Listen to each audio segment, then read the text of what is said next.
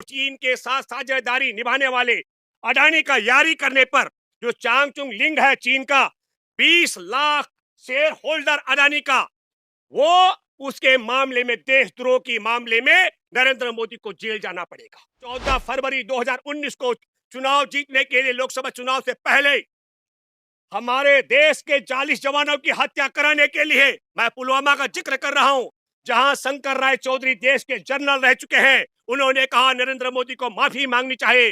सैयद अली अब्बास है पाकिस्तानी आतंकवादियों का फाइनेंसर, वो हमारे देश के राष्ट्रीय सुरक्षा सलाहकार अजीत डोभाल के बेटे का पार्टनर है। पुलवामा के 40 जवानों की हत्या के मामले से ध्यान भटकाने के लिए जिस तरीके से अतीक और उसके परिवार को तबाह कर दिया गया, उनकी हत्या कर दी गई। सुप्रीम कोर्ट में बैठे जजों को हमारे देश के अंदर संविधान लोकतंत्र की हिफाजत के लिए आगे आना चाहिए।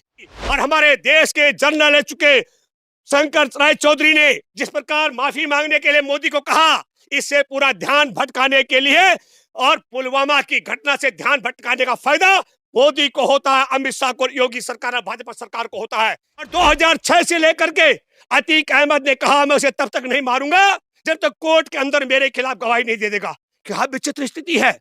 और जो उमेश पाल 2006 से लेकर के सपा बसपा की राज में नहीं मारा गया, उसकी हत्या भाजपा के योगी राज में की गई है। ये षड्यंत्र है। भाजपा ने पहले योगी राज में जानबूझ करके उमेश पाल की हत्या करवाई और फिर उमेश पाल की हत्या के बहाने अतीक के परिवार की तबाही और बर्बादी कर डाली। राष्ट्रीय सुरक्षा सलाहकार ने आतंकवादी हमले के खिलाफ पुलवामा में आवाज खोलने पर तब राज्यपाल सत्यपाल मलिक को चुप कराया था। इसका मतलब है ये आतंकवादी के यार और हमारे देश के गद्दार हैं।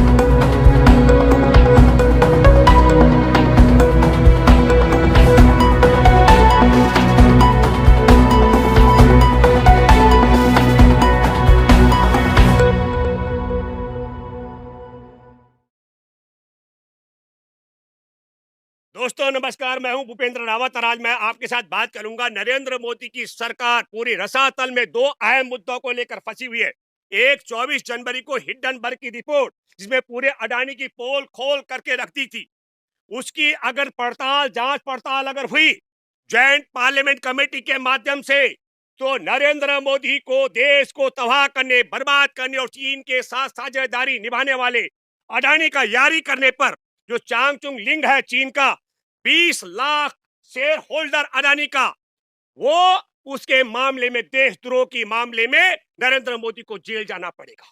और इससे भी एक और दूसरा मसला, वो आपने देखा 14 फरवरी 2019 को चुनाव जीतने के लिए, लोकसभा चुनाव से पहले हमारे देश के 40 जवानों की हत्या कराने के लिए, मैं पुलवामा का जिक्र कर रहा हूं, जहां शंकर राय चौधरी देश के जनरल रह चुके हैं, उन्होंने कहा नरेंद्र मोदी को माफी मांगनी चाहिए। और हमारे देश में 4 राज्यों के, बिहार, गोवा, जम्मू कश्मीर और मेघालय का राज्यपाल रह चुके भाजपा के वरिष्ठ नेता सत्यपाल मलिक ने कहा कि जवानों की हत्या करवाने, खुफिया एजेंसी की रिपोर्ट को खारिज करवाने, जवानों को जिंदा पहुंचाने के जहाज न देने, और इस सारे घटनाक्रम में भी अगर जांच पड़ताल होती है तो नरेंद्र मोदी और नरेंद्र मोदी के साथ साथ में 2 अहम लोग जिनके पाकिस्तान से सीधे संबंध हैं, एक सैयद अली अब्बास है पाकिस्तानी आतंकवादियों का फाइनेंसर, वो हमारे देश के राष्ट्रीय सुरक्षा सलाहकार अजीत डोभाल के बेटे का पार्टनर है।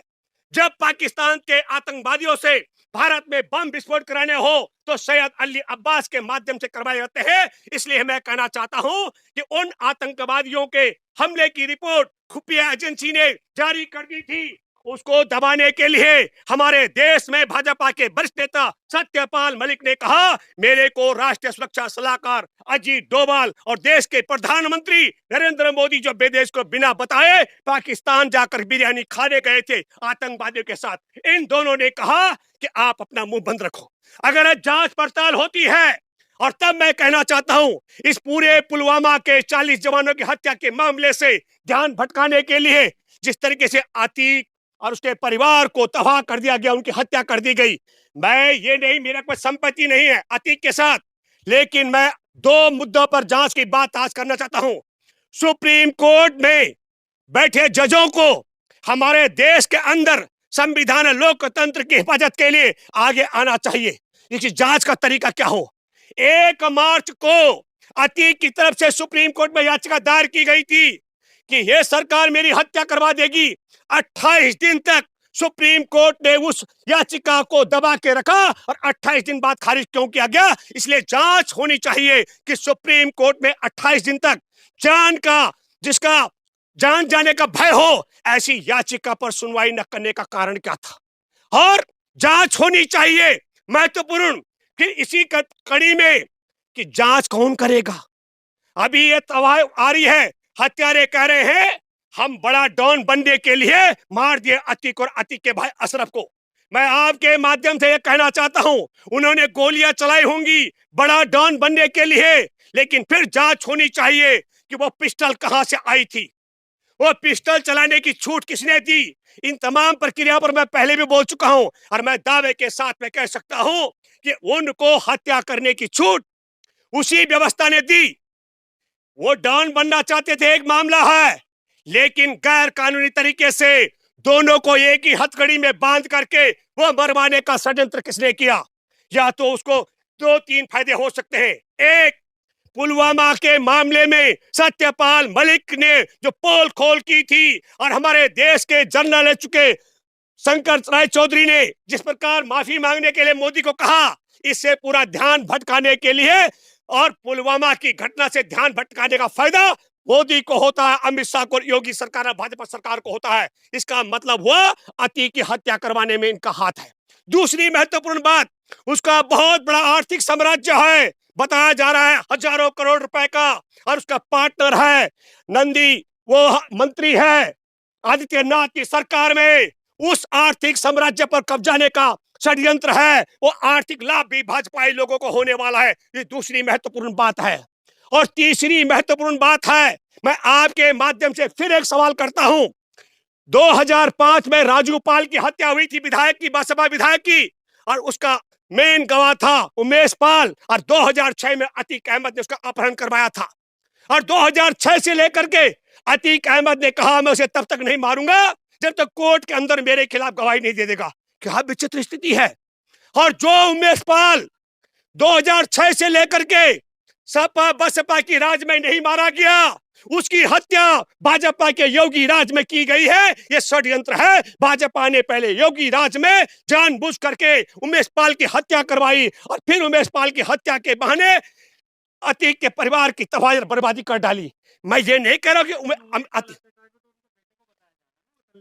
क्या कह रहे हैं, बिल्कुल मैंने भाई मैं कह रहा हूं, हम आपको बताना चाहते हैं उमेश पाल की हत्या निर्भीक होकर के गोली और बंदूकों के माध्यम से की गई, चाहे वो असद ने की, कोई भाई नहीं था। इसका मतलब है कि सत्ता में बैठा कोई ऐसी ताकत थी जिसने कहा बेटा मार डाल उमेश पाल को, क्योंकि उमेश पाल के पास भी कोई ऐसे गहरे राज थे जिसमें योगी सरकार फंस सकती थी। और इसीलिए जानबूझ करके पहले असद से उसकी हत्या करवाई और फिर असद की आड़ में पूरे अतीक के परिवार को निपटाने की। मैं कहना चाहता हूं उसके मासूम बच्चे भी जेल में है, उसकी पत्नी को भी इनकाउंटर करने का षड्यंत्र चल रहा है। इसलिए मैं आपके माध्यम से एक बात फिर कहना चाहता हूं, अतीक की हत्या भी, अतीक के भाई की हत्या भी, अशरफ की हत्या भी, मैं फिर एक बात कहना चाहता हूं वापस। 28 मार्च को सुप्रीम कोर्ट याचिका खारिज करता है अतीक की, और 28 मार्च को याचिका खारिज होने के बाद 15 दिन का टाइम तय करता है। पुलिस का अधिकारी कहता है अशरफ तुम्हारे को मिटाया जाएगा। और ठीक 15वें दिन, क्रोनोलॉजी समझिए, जिस दिन सत्यपाल मलिक का ये इंटरव्यू होता है वो द वायर के लिए, करण थापर वरिष्ठ पत्रकार करते हैं, उसी दिन असद को निपटाया जाता है। ताकि क्रोनोलॉजी को समझो, जो सत्यपाल मलिक का इंटरव्यू है वो टीवी में चले, उससे पहले ध्यान भटकाने के लिए असद की हत्या करवा दी, बोला इनकाउंटर है। पुलिस के आला अधिकारियों ने कहा हमें पता है ये दिल्ली गया, फलां जगह फलां जगह फलां जगह गया। लेकिन इसको समझिए, वो 15वें दिन की तारीख क्यों तय की गई थी। सत्यपाल मलिक और करण थापर की तय डेट थी कि वो 13 अप्रैल को इंटरव्यू करेंगे, एक दूसरे से मिलेंगे और उसे ध्यान भटकाने के लिए। लेकिन वो इंटरव्यू द वायर ने 14 तारीख को चलाया। इनका खेल बिगड़ गया।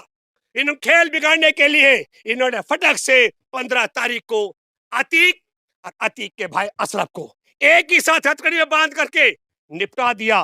तो मैं फिर कहना चाहता हूं आप सब लोगों के माध्यम से, जो हमारे देश से, देश की सीमा से, देश की सेना से, देश के जवानों से, देश के संविधान से, देश के इंसान से प्रेम करता है, वो उठ खड़े हो जाओ और घर घर पहुंचाओ ऐसे वीडियो को कि नरेंद्र मोदी और हमारे देश के राष्ट्रीय सुरक्षा सलाहकार ने आतंकवादी हमले के खिलाफ पुलवामा में आवाज खोलने पर तब राज्यपाल सत्यपाल मलिक को चुप कराया था। इसका मतलब है ये आतंकवादी के यार और हमारे देश के गद्दार हैं। इन गद्दारों को सजा दिलाने के लिए एक ही तरीका है, इस वीडियो को घर घर पहुंचाओ, एक एक जवान के घर पहुंचाओ, एक एक देश प्रेमी के घर पहुंचाओ, एक एक संविधान प्रेमी के घर पहुंचाओ और देश के 140 करोड़ लोगों तक पहुंचाओ, ताकि पता लगे कि देश के गद्दार और आतंकवादियों के यार है। और इसी तरीके से दूसरी बात आपको बताना चाहता हूं, 15 जून 2020 को